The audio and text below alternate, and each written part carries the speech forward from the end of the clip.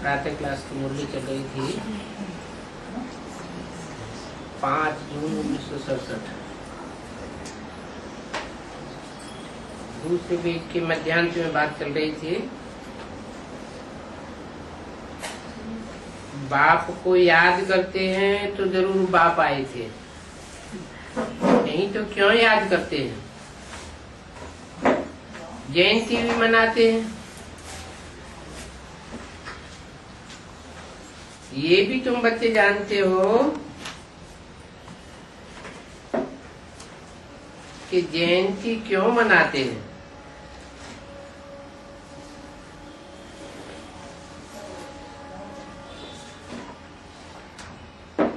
जरूर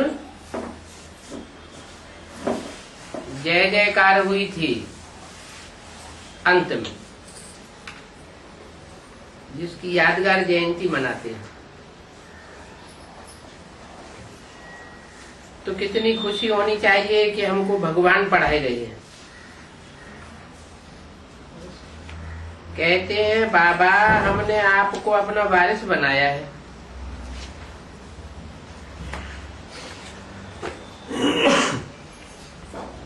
कौन कहते हैं?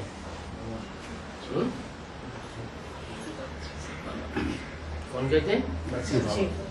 बच्चे कहते हैं बाबा हमने आपको अपना वारिस बनाया है। ये कौन कहते हैं कि बाबा हमने आपको अपना वारिस बनाया है? बच्चा बनाया है। पंजाबी में छोटे बच्चे को भी बाबा कहा जाता है।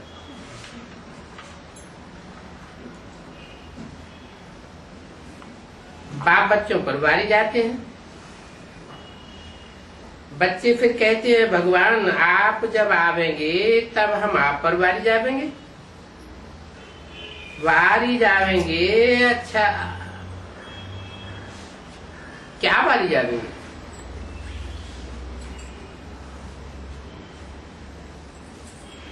हम आपके बच्चा बन जाएंगे। ये भी अपना बच्चों को ही वारिस बनाते हैं। कौन?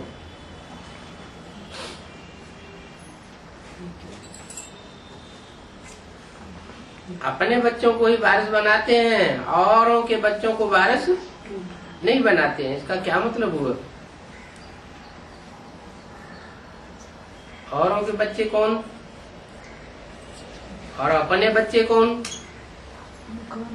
बाबा के भी अपने पराये हैं, है? शिव बाबा के भी अपने पराये होते हैं क्या? नहीं, मेरे बच्चे वो जो इसी जन्म में संपूर्ण आत्मिक स्थिति को धारण कर लेते हैं। सब आत्मिक स्थिति को धारण नहीं कर पाते। कितने आत्मिक स्थिति को धारण करते हैं?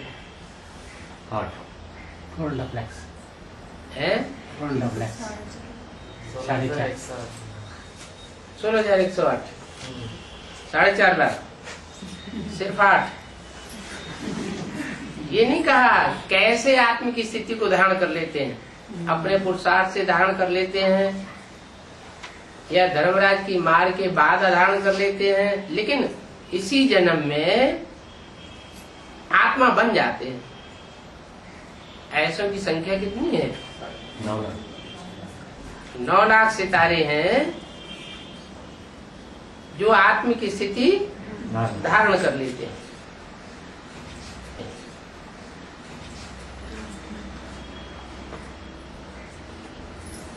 तो बोला अपने बच्चों को ही वारिस बनावेंगे। अपने बच्चे कौन हुए? सुप्रीम सोल के अपने बच्चे कौन हुए? और मनुष्य सृष्टि के पिता के अपने बच्चे कौन हुए? 2 बेहद के बाप हैं। आत्माओं का बाप शिव और मनुष्य सृष्टि का पिता प्रजापिता कहो, संगम की नारायण कहो, नर नारायण कहो, तो अपने बच्चे कितने हैं फिर? जो शिव है वही प्रैक्टिकल में नारायण बनता है। पर्सनालिटी तो एक ही है। तो कितने हुए अपने बच्चे? 9 लाख। 9 लाख आत्मिक स्थिति को धारण करने वाले सितारे हैं। उनको अपना वारिस बनाते हैं, माने उनको 16 कला संपूर्ण सर्वगुण संपन्न संपूर्ण हिंसक मर्यादा पुरुषोत्तम बनाते हैं, संपूर्ण देवता बनाते हैं। अब बाबा कैसे वारिस बनावेंगे?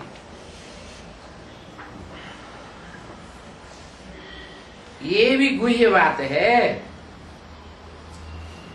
अपना सब कुछ एक्सचेंज करना इसमें बुद्धि का काम है।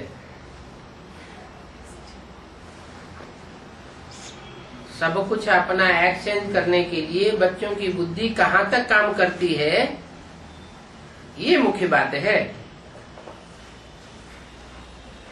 गरीब तो झट एक्सचेंज कर लेंगे,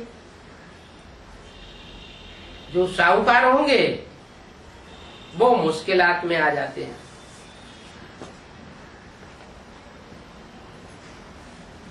मुश्किल ही एक्सचेंज करेंगे जब तक कि पूरी रीत ज्ञान नहीं उठावे।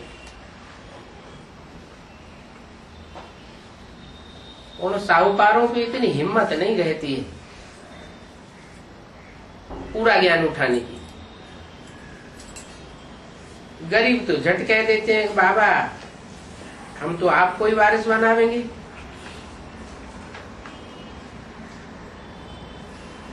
हमारे पास रखा ही क्या है।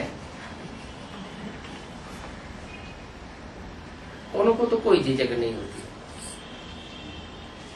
वारिस बनाकर फिर शरीर निर्वाह भी अपना करना है क्या? ऐसे नहीं बाबा को वारिस बनाए जाए पर शरीर निर्वाह के लिए कहें कि हम तो आपके ही आसरे हैं, तो बाबा कहेंगे जो अधीन है वो अधिकारी कैसे बनेंगे? जो यहाँ अधिकारी बने के संस्कार डालेंगे वो फिर अपने पैरों खड़े होंगे, तब दूसरों की परवरिश करेंगे, प्रजा की परवरिश करेंगे, या स्वयं ही अधीन होने के बाद परवरिश करेंगे? कौन से संस्कार होने चाहिए बच्चों में? अधिकारी बनने के संस्कार होने चाहिए। बाबा आते ही है राजा बनाने के लिए। राजा किसी के अधीन नहीं होता। युक्तियां तो बहुत बताते हैं। बाप तो सिर्फ देखते हैं कि कोई पाप कर्म में तो पैसे खराब नहीं करते हैं।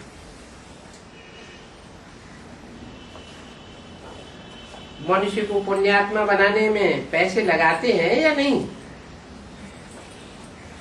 और सर्विस भी कायदे से करते हैं या नहीं। स्वार्थ युक्त सेवा तो नहीं करते क्या? एक सेवा होती है अपने रथ को ध्यान में रखते हुए, ये हमें मकान दे देगा इसकी सेवा करें, ईश्वर बाप का बच्चा बन जावे।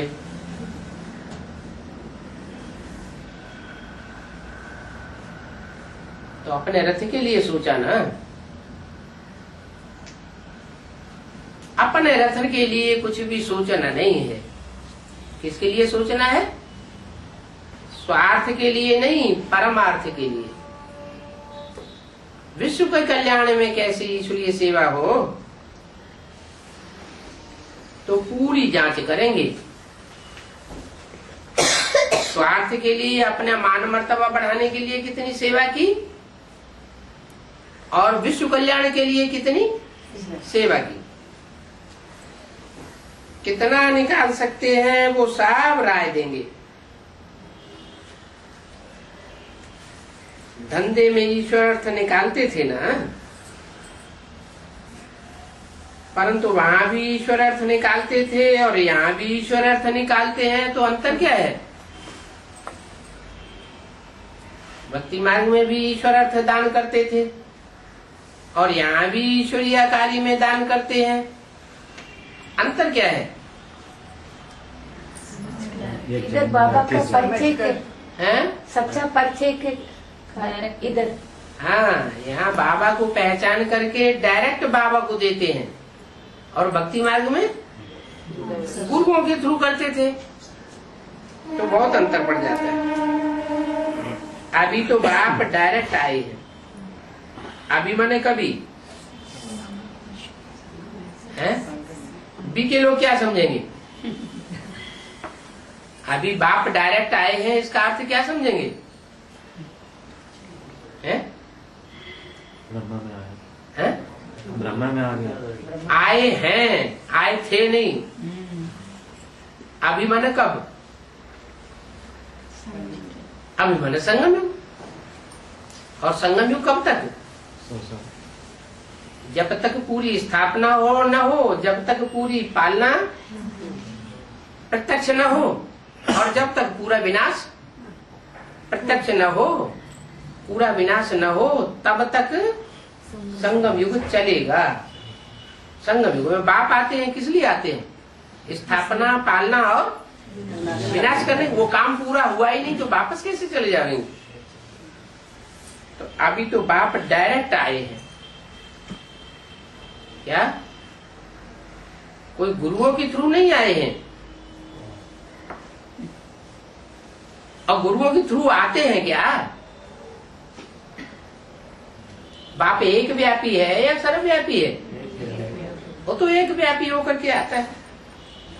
मनुष्य समझते हैं कि हम जो कुछ करते हैं उसका फल दूसरे जन्म में ईश्वर देते हैं। कोई गरीब दुखी है तो समझेंगे इस जन्म का कर्म ही ऐसा किया हुआ है। अच्छे कर्म किए हैं तो सुखी है, दुष्ट कर्म किए हैं तो दुखी है। अभी कर्मों की गति बाप बैठ समझाते हैं। रावण राज्य में तुम्हारे कर्म विकर्म बन जाते हैं। कितना भी अच्छा करने की कोशिश करो फिर भी संग का रंग लग जाता है, तो पाप कर्म बन जाता है। अच्छे कर्मों का करके अल्पकाल के लिए सुख मिल जाता है। जन्म बाई जन्म जो भी अच्छे कर्म करते हैं तो अल्पकाल के लिए सुख मिलता है। ऐसे नहीं कि सारी लाइफ भर कोई हेल्थ वेल्थ रहती होगी। 5 जून 1967 की वाणी का 3रा पेज। नहीं, सारी लाइफ हेल्थ वेल्थ हैप्पीनेस रह नहीं सकती। कोई कितने भी अच्छे कर्म करे, क्यों? क्योंकि वहां सिखाने वाले मनुष्य गुरु होते हैं और यहाँ सिखाने वाला बाप आया हुआ है। और भक्ति मार्ग में तो कोई न कोई खिटपिट जरूर होगी, क्योंकि अल्पकाल का सुख है। अभी बाप कहते हैं कि मैं डायरेक्ट आया हुआ हूं।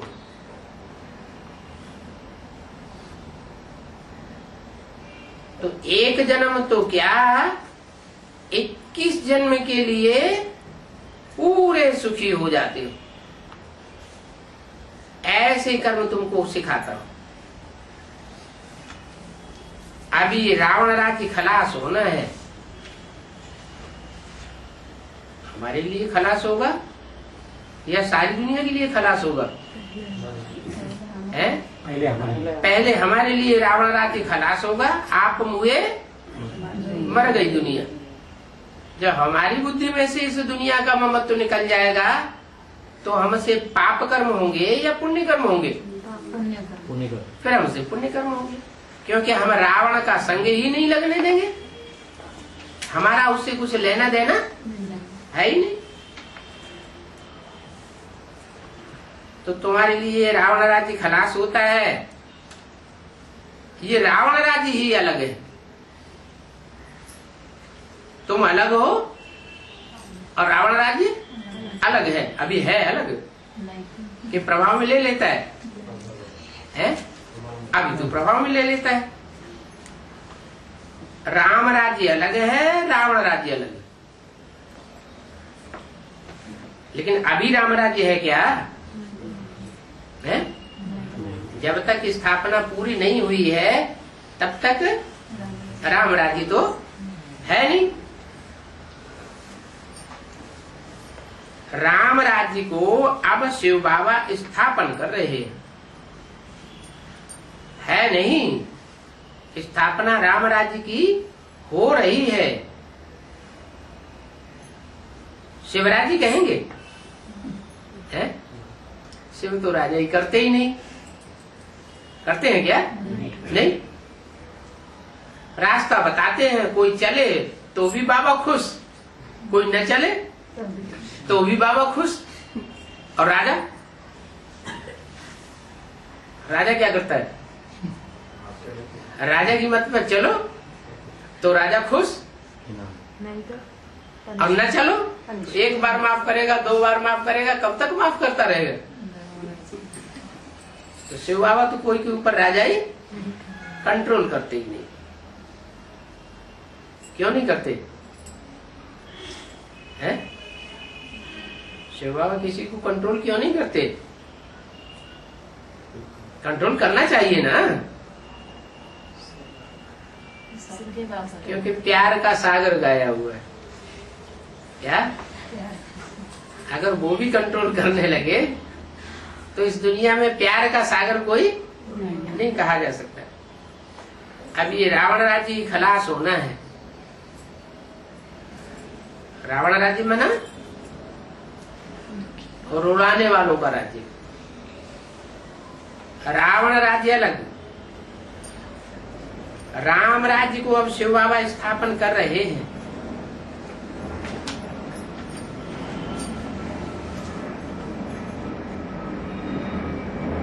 शिव बाबा स्थापन कर रहे हैं।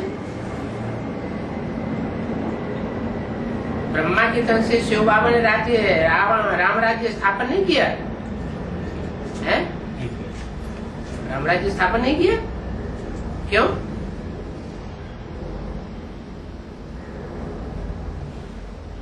सन 76 में बाप का प्रत्यक्षता वर्ष मनाया, सो क्या हुआ?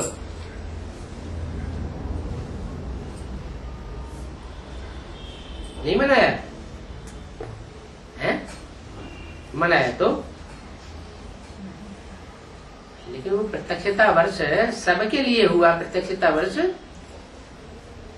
या अंश मात्र कुछ लोगों के लिए हुआ, कुछ लोगों के लिए हुआ। जिनके लिए हुआ भी उन्होंने भी पूरा पहचाना ही नहीं। तो इसका क्या मतलब हुआ कि शिव बाबा भी राम राज्य स्थापन कर रहे हैं। 3 मूर्तियां हैं। ब्रह्मा द्वारा स्थापना ब्राह्मण धर्म की, शंकर द्वारा ब्राह्मणों के अंदर घुसे हुए जो आसुरी तत्व हैं, आसुरी ब्राह्मण हैं, उनका सफाया, और फिर जो श्रेष्ठ ब्राह्मण बचते हैं उनकी विष्णु द्वारा पालना। ये तीनों मूर्तियों का जब कार्य संपन्न हो तब कहेंगे कि शिव बाबा ने राम राज्य स्थापन किया। बाकी शास्त्रों में ये जो बातें लिख दी हैं कि राम की सीता चुराई गई, ये हुआ, ऐसी कोई बात नहीं है। फिर शास्त्रों में अगर ऐसी बातें लिखी हुई हैं तो यादगार कहाँ की लिखी है? संगम युग की यादगार है। लेकिन संगम युग की यादगार है और शास्त्रों में वो बातें लिखी हुई हैं। फिर बाबा ऐसे क्यों कहते हैं कि राम की सीता नहीं चुराई गई? प्रभाव में आ गई है? प्रभाव में आ गई, चुराई नहीं गई। रावण ने चुराई नहीं। प्रभाव में किसी को लेना, इसको चुराना नहीं कहते हैं। किसी के दिल को चुरा लिया तो उसे चोरी नहीं कहा जाता है। वहां तो दुख का नाम निशान नहीं होता। लोग त्रेता युग में समझते हैं ना कि राम की सीता चुराई गई, तो त्रेता युग की बात नहीं है। असली बात कहाँ की है? संगम युग की बात है कि राम वाली आत्मा जो संगम युग में पार्ट बजाती है, उस समय उसके ऊपर आक्रमण होता है। जब राजा के ही ऊपर आक्रमण होगा तो प्रजा तो बचने वाली है ही नहीं। राजा ही दुखी हो जाए तो प्रजा तो और ही दुखी हो जाएगी। बल संगम युग में राजाई की बात नहीं है। राजाई की बात कहाँ की है? सतयुग त्रेता में, द्वापर कलयुग में राजाइयां हैं, लेकिन संगम युग में कोई को ब्राह्मण को राजाई तो होती नहीं, लेकिन अपने घर के तो सब राजा होते हैं। कहते भी हैं राम राजा राम प्रजा राम साहूकार, जिए नगरी बसे दाता धर्म का उपकार। तो सीता भी तो राम के साथ ही आ गई ना, कहां से कहां आ गई? यज्ञ के आदि में भी राम सीता थे और अभी भी राम सीता वाली आत्मा है। तो त्रेता में अधर्म की बात नहीं है। राम रावण का युद्ध कोई त्रेता में नहीं हुआ, कहाँ हुआ? यहाँ संगम की बात है। रामायण ही कितनी लंबी चौड़ी वाहियात बातों से भर दी है। सभी वाहियात बातें हैं। ऐसी किताब पढ़ने से कोई भगवान मिल सकता है क्या? कितनी बातें बैठ बनाई है और ये बातें फिर भी बनेगी।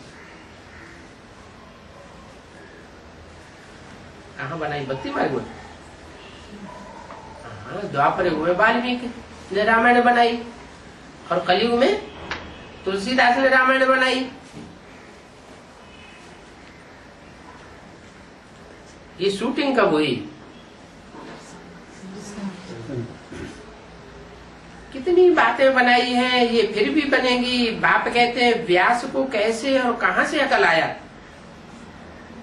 जो इतनी लंबी कहानी बैठ बनाई है? जवाब दो, कहां से अकल आया है? बाबा इसे अकल कह रहे हैं। कभी कहते हैं व्यास ने वाहियात बातें बैठ लिखी है।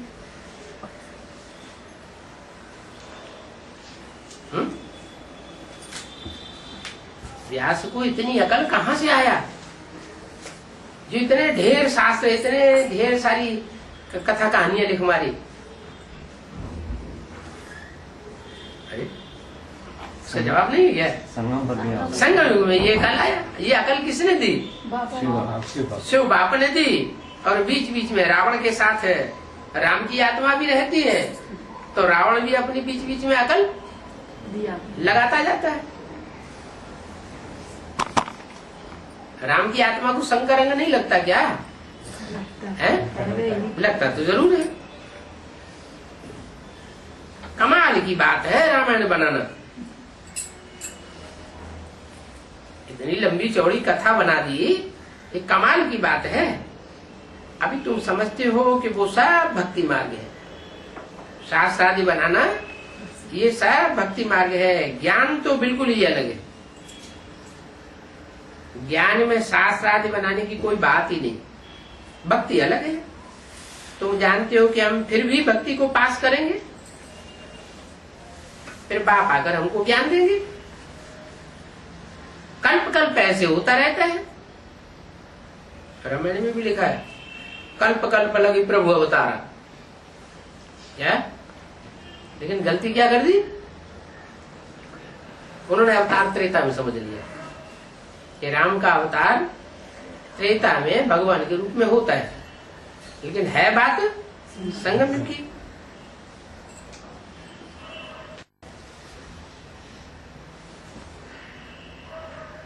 फिर भी बाप आकर के ज्ञान देंगे, फिर भी भारत हेवन बनेगा। भारत कितना साहूकार था, अब देखो क्या बन गया है। तुम जानते हो कि ये चक्र कैसे फिरता है। भारत ही फिर गरीब हो पड़ता है। भारत ही आज से 5000 वर्ष पहले स्वर्ग था, इन लक्ष्मी नारायण का राज्य था।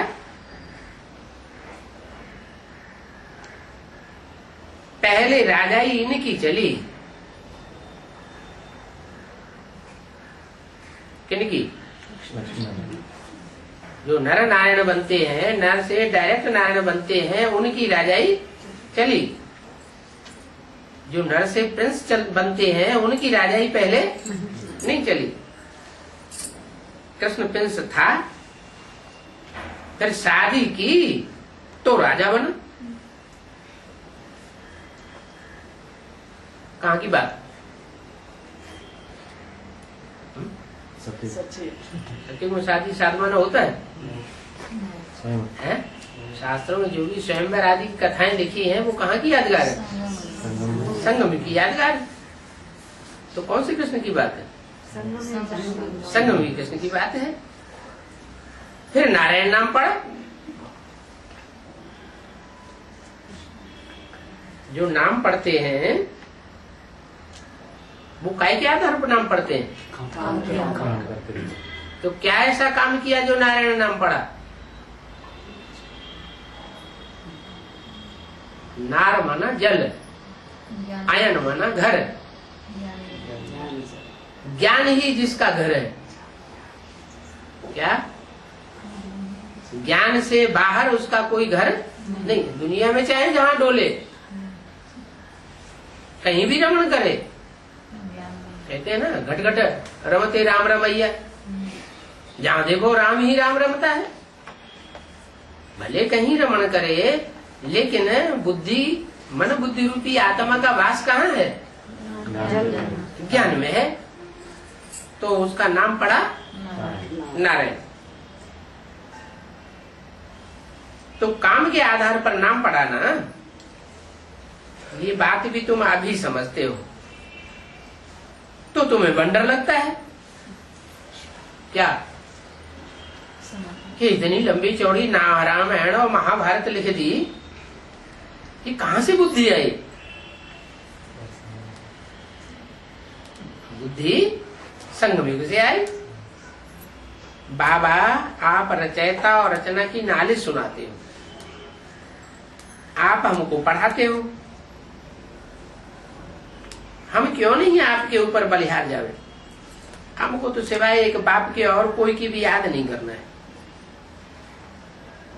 अंत तक हमें पढ़ना है तो जरूर टीचर को याद करना है। स्कूल में जो स्टूडेंट पढ़ते हैं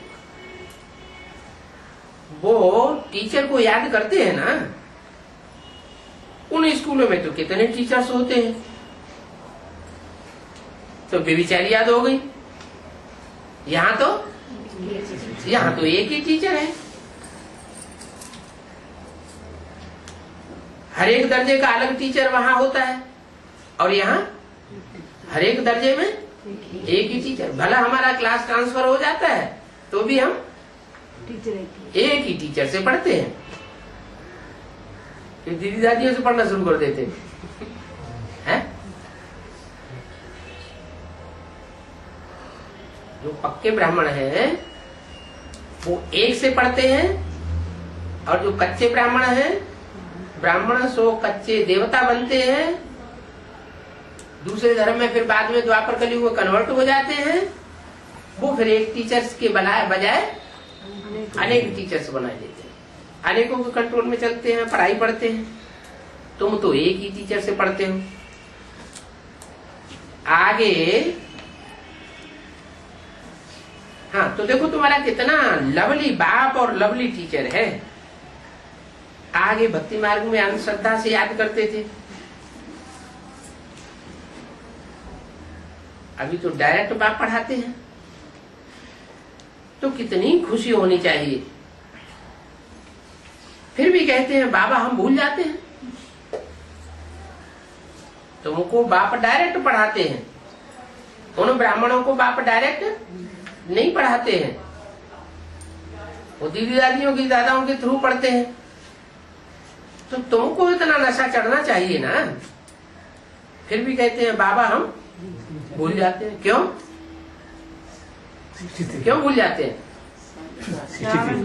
क्योंकि रावण के राज्य में है ना, तो यथा राजा तथा प्रजा बन जाती है। पता नहीं हमारी बुद्धि आपको क्यों नहीं याद करती है?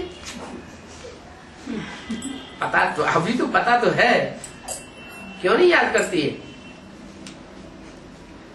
क्योंकि बाबा के सन्मुख होते हैं तो बाबा याद है, और बाहर की दुनिया में जाते हैं तो संग का रंग लग जाता है, नशा उड़ जाता है।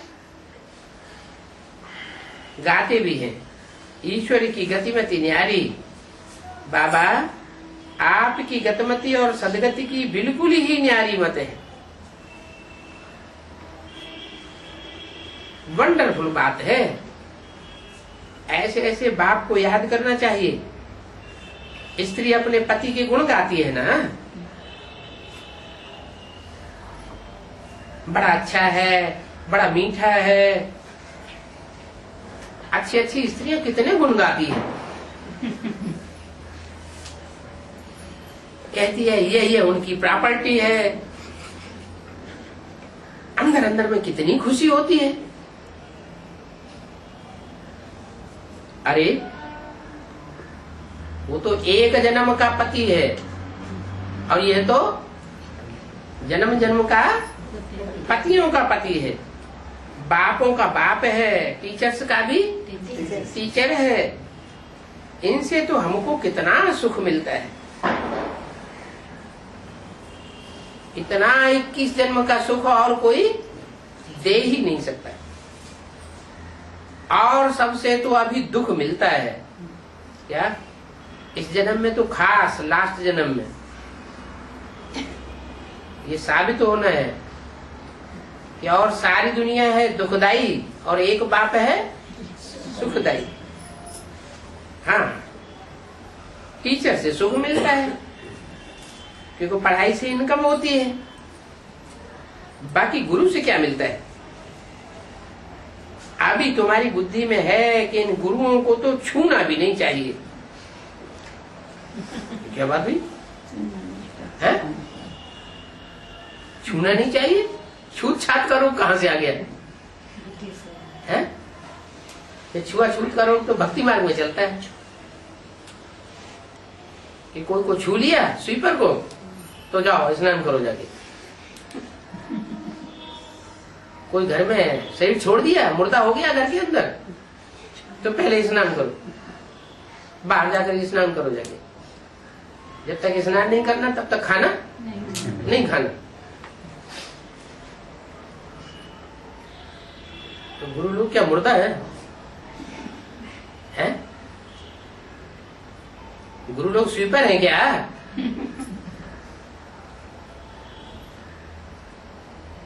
अरे ये तो दुर्गति में ले जाते हैं क्या? अपने घरवार बाल बच्चों को, बीवी बच्चों को छोड़ देते हैं, मठपंथ बनाते हैं, और फिर वहां भगवान बनकर के, शिव हम बनकर के बैठ जाते हैं। समझते हैं हमें ही पतितों को पावन बनाने वाले। ये तो दुर्गति में ले जाते हैं।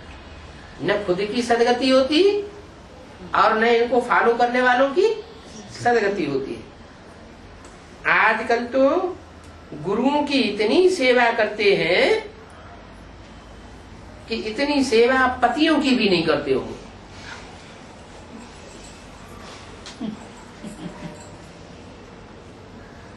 कहाँ की बात बताई? ये बात कहाँ की बताई है? अरे भक्ति मार्ग की बात बताई ना। पतियों की सेवा इतनी नहीं करेंगे जितनी गुरुओं की सेवा करेंगे। अच्छा, तो ये भक्ति मार्ग में शूटिंग कहाँ से होती है? कैसे? बीके से होती है। क्यों? शिव बाप आते हैं तो शिव बाप के पीछे नहीं कन्या माताएं जो है वो पागल हो जाती हैं, पागल नहीं हो जाती है? वो भागवत में लिखा हुआ है कि कृष्ण की जब बंसी बजती थी तो वो गोपिकाएं अगर एक आंख में काजल लगा रही हो और उन्हें सुनाई पड़ जाए कि आए, तो वो एक आंख में लगा रह जाएगा, दूसरी आंख में नहीं लगाएगा, भाग जाती। एक आंख काली और एक आंख गोरी दिखाई पड़ती थी। ये पागलपन नहीं हुआ है? आकर्षण था, आकर्षण था। नहीं, वो जो बात थी वो दूसरी थी, गुरुओं की बात दूसरी है। उनमें तो भगवान शिव आता ही नहीं। कृष्ण जिसे कहते हैं, कृष्ण माना आकृष्ट करने वाला, सबकी मन बुद्धि को खींचने वाला। तो वो तो मन बुद्धि को तो खींचते नहीं, देह का आकर्षण होता है। पांव धोकर के पीती है भक्ति मार्ग में, ये भी यादगार। पांव धोकर के पीना माना ये बुद्धि जो है वो पांव का मिसाल दिया जाता है। ऐसे कहते हैं तुम्हारे पांव वहां तक नहीं पहुंच सकते, माना तुम्हारी बुद्धि वहां तक नहीं पहुंच सकती। तो पांव धोकर पीते हैं, जबकि कहते हैं कि पति ही परमेश्वर है। तो फिर साधुओं के जाकर के पांव धोकर क्यों पीते हैं? अभी इसे भक्ति मार्ग से अपने को और दूसरों को बचाना है। गुरु हमेशा वानप्रस्थ अवस्था में किया जाता है। यहाँ तो बाप कहते हैं तुम सबकी वानप्रस्थ अवस्था है। बाप भी कहते हैं मैं भी वानप्रस्थ में आया हुआ हूँ। क्या मैं वानप्रस्थ अवस्था में ही आता हूँ? ये भी वानप्रस्थी तो मैं भी वानप्रस्थी। ये सब मेरे बच्चे हैं।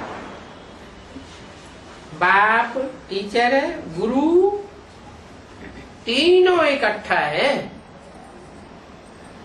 इस वानप्रस्थ रूप में। बाप भी है, टीचर भी है और सदगुरु भी एक ही तन से है। ऐसे नहीं कि ब्रह्मा के रूप से बाप, टीचर, सदगुरु होता है। ब्रह्मा के द्वारा न ज्ञान का बीजारोपण बोने वाला बाप के रूप में पार्ट बजाया,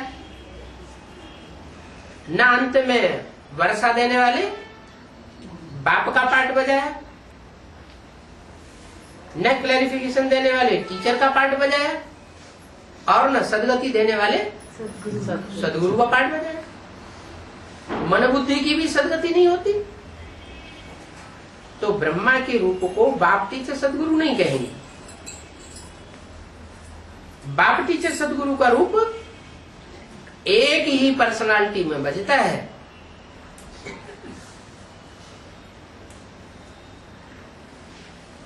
बाप टीचर बनते हैं तो गुरु बनकर के भी साथ ले जाते हैं। उस एक बाप की महिमा है जो बाप बाप भी बनते हैं, टीचर भी बनते हैं और सदगुरु बनकर के साथ में ले जाते हैं। वो गुरु कोई साथ में नहीं ले जाते। और चाहे दुनिया भी गुरु हो, चाहे ब्राह्मणों की दुनिया का बड़े से बड़ा गुरु कौन हो? ब्रह्मा। या कोई दीदी, दादी, दादा हो, वो कोई साथ में नहीं ले जाते। शरीर छोड़ते हैं तो एक गुरु छोड़ा, दूसरे को गुरु बना लेते। ब्रह्मा ने शरीर छोड़ा तो दीदी दादियों को गुरु बना लेते। यहाँ तो एक ही सदगुरु है। उस एक की ही महिमा है। ये बातें कोई शास्त्रों आदमी नहीं है। कौन सी बात है कि बाप भी है, टीचर भी है और सदगुरु भी बनता है। सच की आदि मध्य अंत का राज कोई समझा ही नहीं सकता है। क्यों नहीं समझा सकता? कोई मनुष्य गुरु सत्य के आदि मध्य अंत का राज क्यों नहीं समझा सकता? क्योंकि जन्म मरण के चक्र में सब आने वाले हैं। ये एक ही आत्मा है, सुप्रीम सोल, जो जन्म मरण के चक्र में कभी आती नहीं है। ये भी अगर जन्म मरण के चक्र में आने लगे तो अन्य आत्माओं को छुड़ाने वाला कोई है नहीं, तो कोई नहीं समझा सकता। रचयिता कोई नहीं जानते। जिस रचयिता बाप के साथ 84 जन्म लेते हैं, उस रचयिता बाप कोई नहीं जानते। अरे किसी के साथ अनेक जन्म किया, संग किया किसी ने, तो फिर उसकी ज्यादा पहचान होनी चाहिए ना। लेकिन फिर भी किसी को पहचान होती नहीं। कब तक पहचान नहीं होती? जब तक संगम युग में आखिरी जन्म में सुप्रीम सोल से वह सृष्टि पर ना आ जाए। वो खुद आकर के अपना परिचय भी देता है, रचयिता का भी परिचय देता है और रचना का भी परिचय देता है। अभी रचयिता बाप अपनी और रचना की पहचान दे रहे हैं। कब दे रहे हैं पहचान? अभी बना संगम युग में पहचान दे रहे हैं कि रचयिता बाप कौन है और उनकी अव्वल नंबर रचना कौन है। बाबा हर बात अच्छी रीति समझाते रहते हैं। इससे ऊंची नॉलेज दुनिया में कोई और होती ही नहीं। क्या बहुत ऊंची नॉलेज होगी तो बहुत ऊंचा पद बनेगा। यहाँ 70 साल हो गए भगवान की पढ़ाई पढ़ते पढ़ते, फिर किसी का ऊंचा पद बना क्या? अभी नहीं बनेंगे। कोई नहीं बना ना। फिर बनेंगे हैं? बनेंगे पक्का है? जी पक्का हैं? हैं? 9 लाख सितारे जैसे ऊंची स्टेज में जड़ सितारे आसमान में चमकते हैं, ऐसे ही सारी दुनिया की नजरों में ये 9 लाख सितारे चमकेंगे, अनुभव करेंगे। दूसरे धर्म की आत्माएं भी अनुभव करेंगी। 9 लाख में 4.5 लाख तो ऐसे ही हैं जो इन आंखों से दिखाई नहीं पड़ते, लेकिन आंखों से दिखाई भल नहीं पड़ते हैं, लेकिन साक्षात्कार में उनको देखेंगे, जानेंगे। क्योंकि विदेशी आत्माएं जो है, विदेशी दूसरे धर्म के, वो फरिश्तों को बहुत मानते हैं। भूत प्रेतों की मान्यता दूसरे धर्म वालों में जास्ती होती है। अभी आखिरी जन्म में तो भारतवासियों में भूत प्रेतों की बहुत मान्यता होने लगी। क्यों होने लगी? क्योंकि भारतवासी जो है विदेशियों से प्रभावित हो गए।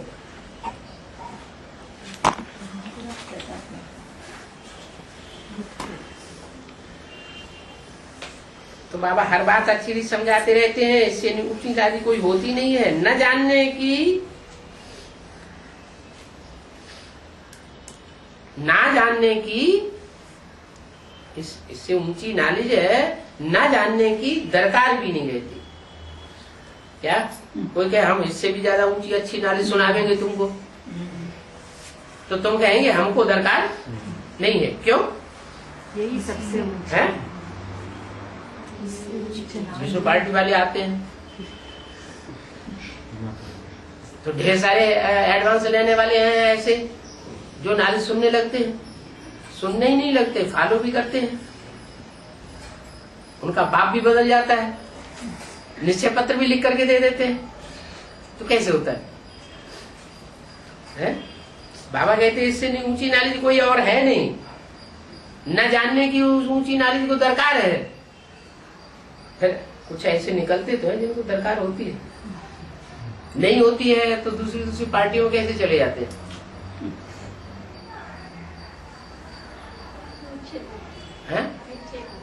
अभी अभी अभी अभी बंगलौर में विष्णु निकले हुए, वो जो नाली सुनाते हैं बहुत से ब्रह्मा कुमार कुमारी सुन रहे हैं। कैसे सुन रहे हैं? अगर उनको दरकार नहीं है तो क्यों सुन रहे हैं? ब्रह्म कुमारियों के पास बाबा नहीं है बिल्कुल। नहीं, ब्रह्मा कुमार नहीं है, एडवांस नॉलेज वाले हैं वो सब। एडवांस वाले वो भगवान विष्णु भगवान बन करके बैठने वाले भी एडवांस नॉलेज लेने वाले हैं। उन्होंने भट्टी की है, निश्चय पत्र भी लिख के दिया है। अनिश्चय बुद्धि बन गया हैं? अनिश्चय बुद्धि। अनिश्चय बुद्धि बने, इसलिए उनको दरकार है।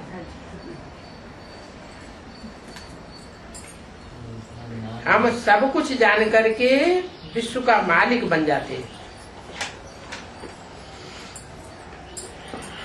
और जास्ती क्या बनेंगे?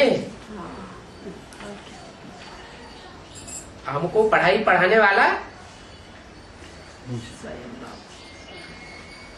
कोई छोटा मोटा पद प्राप्त करने वाला नहीं है। हमको पढ़ाई पढ़ाने वाला कौन है? विश्व का मालिक। विश्व का मालिक बाप हमको आकर के मालिक बनाते हैं, खुद मालिक नहीं बनते। शंकर को बैगर के रूप में दिखाया जाता है, खुद बनता नहीं है।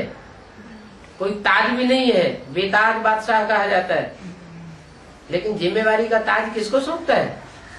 अच्छा, विश्व की बादशाही की जिम्मेवारी का ताज बच्चों को सौंपते हैं। तो विश्व का मालिक बन जाते हैं तो और जास्ती क्या बनेंगे? बच्चों की बुद्धि में ये तब बातों की खुशी तब रहे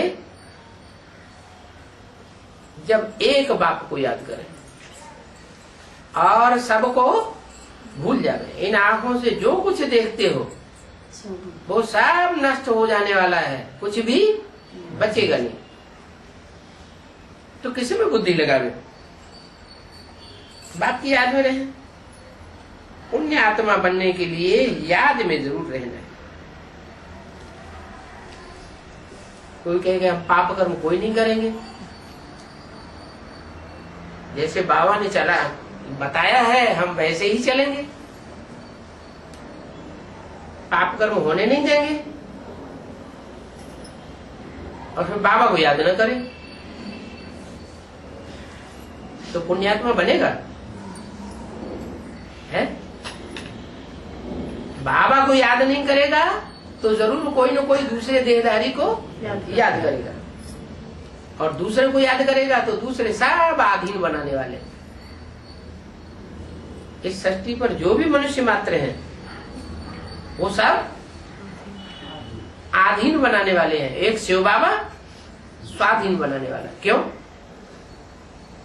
शिव बाबा ऐसी क्या खासियत है कि बाबा ही स्वाधीन बनाने वाला है? अपना रथ नहीं है? अपना रथ नहीं।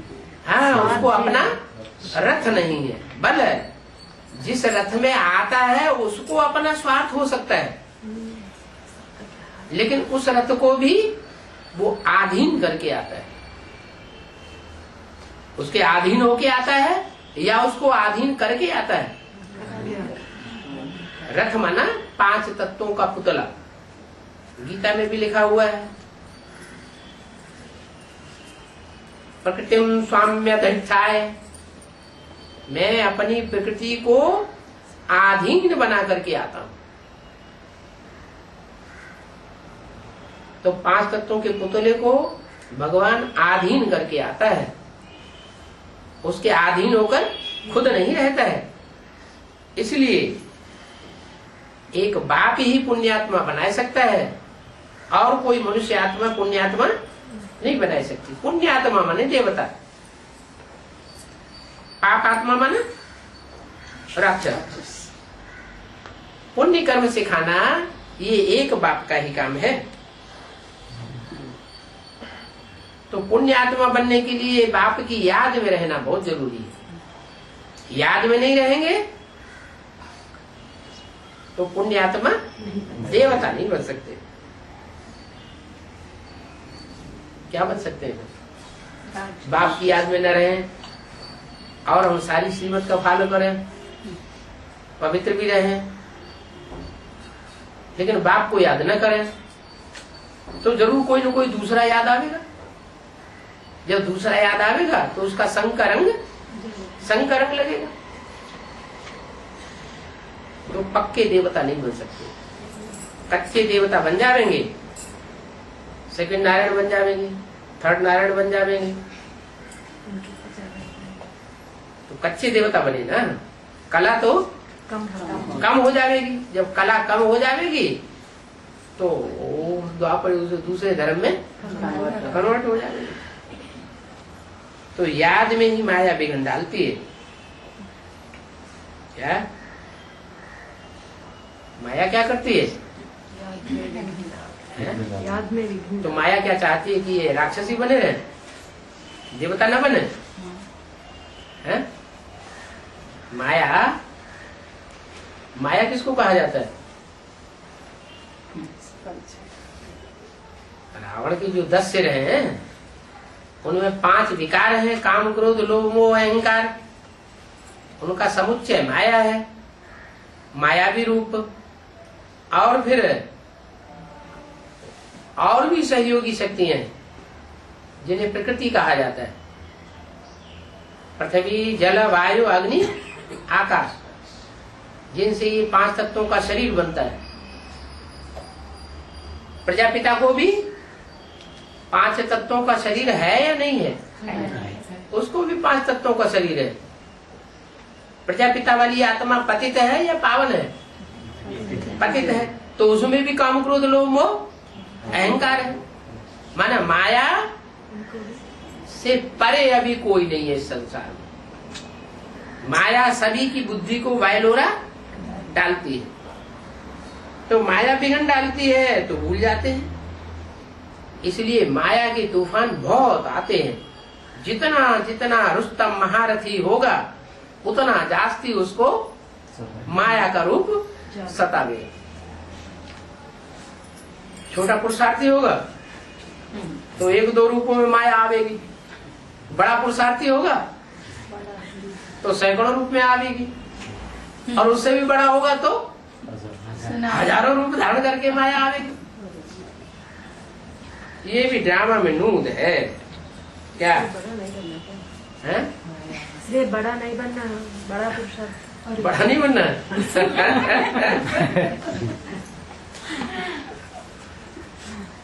इसलिए कहा जाता है बड़ा का होना अति दुख पाऊना। तो थोड़े ही जितनी हिम्मत करेंगे उतना बाप मदद करेंगे। हिम्मत ही नहीं करेंगे तो मदद भी नहीं करेंगे।